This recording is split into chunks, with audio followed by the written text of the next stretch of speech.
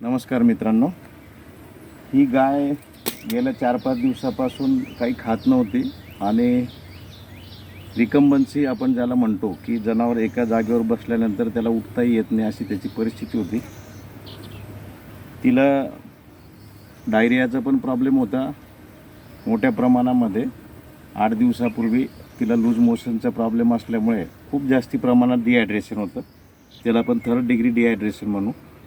मग आम्ही तिला जेव्हा अटेंड केलं त्यामुळे जी लक्षणं होते त्याच्यावरून रिहायड्रेशन करण्यासाठी तिला जवळजवळ रोज 4 ते 5 लिटर IV फ्लुइड्स आम्ही देत गेलो. 3 दिवस ती जनावर खूप चांगले राहिली ती गाय. मात्र 4थ्या दिवशी रात्री ती मेलेल्या अवस्थेमध्ये वाड्यामध्ये मिळाली. तर आज आम्हाला जी शंका होती की तिच्या पोटामध्ये प्लास्टिकच्या पिशव्या असाव्यात खूप मोठ्या प्रमाणामध्ये, असं आम्हाला शंका असल्यामुळे, कारण की ही गाय गावात चरणारी गाय होती आणि ती गोशाळेत त्या ओनरने दिलेली होती दान म्हणून. मग आम्ही आज तिचं PM केलं असता तिचे पोटाचा जो मेन कप्पा असतो रुमेन, त्याच्यामध्ये हे बघा, हा जो ढीग दिसतोय हा पूर्णपणे प्लास्टिकच्या पन्न्यांचा आहे. याच्यामध्ये या अशा प्रकारे प्लास्टिकच्या पन्न्या ह्या एकमेकामध्ये गुंफल्या गेलेल्या आहेत कंप्लीट. आणि हे अंदाजे जवळजवळ साधारणपणे 25 ते 30 किलोच्या आसपास प्लास्टिकच्या या पिशव्या एकत्रितपणे गुंफलेल्या आहेत.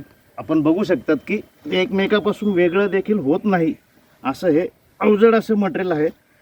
पोटाचा जवळजवळ 90 ते 95% भाग या प्लास्टिकमुळे व्यापला गेला असल्यामुळे जनावर चारा काय ते 10% जागा जी पोटाची रिकामी आहे त्याच्यामध्ये तो थोडाफार काही दिवस जगला असेल, थोडे दिवस, परंतु शेवटी या पन्न्यांनी गाईचा दुर्दैवी अंत घेतला.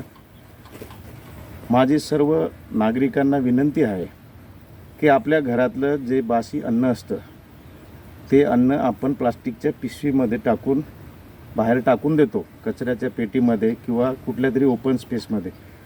आणि मग हे फिरणारी जी जनावरं असतात ही अन्नाच्या शोधामध्ये त्या प्लास्टिकच्या पिशवीत, तिला ते स्मेलमुळे कळतं की याच्यात अन्न आहे, परंतु त्या प्लास्टिकच्या पिशवीतून ते अन्न सेपरेट करून प्लास्टिकची पिशवी बाजूला करणं काय त्याला पॉसिबल नाही होत. त्याच्यामुळे बऱ्यापैकी पिशवी सकट तशा प्रकारचं उष्ट अन्न जनावर खात राहते.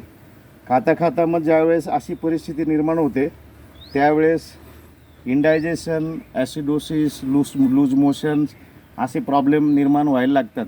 आपण उपचार करतो लक्षणांप्रमाणे, परंतु जर परिस्थिती एवढी गंभीर असेल तर ते जनावर दुरुस्त होणं दुरापास्तच नाही, अशक्यच गोष्ट आहे जवळपास मला वाटते. म्हणून माझी सगळ्यांना विनंती आहे की प्लास्टिकच्या पिशवीत अन्न टाकून तुम्ही कचऱ्याच्या पेटीमध्ये ते टाकून देऊ नका. हे फिरणारे जे आपले जनावरं असतात हे जनावरं यांना कळत नाही फारसं, त्याच्यामुळे ते अन्नासकट पिशव्या खाल्ल्यामुळे असा प्रॉब्लेम निर्माण होतो. तुम्ही पुन्हा एकदा बघू शकतात, या सगळं प्लास्टिक मटेरियल आहे, याचं वजन जवळजवळ 30 किलोपेक्षा जास्ती असेल. आम्ही ते आता कानकाट्याने मोजणार आहोत. त्याच्यामुळे पुनश्च एकदा विनंती की अशा प्रकारे प्लास्टिकच्या पिशवीमध्ये अन्न टाकून फेकू नका. धन्यवाद.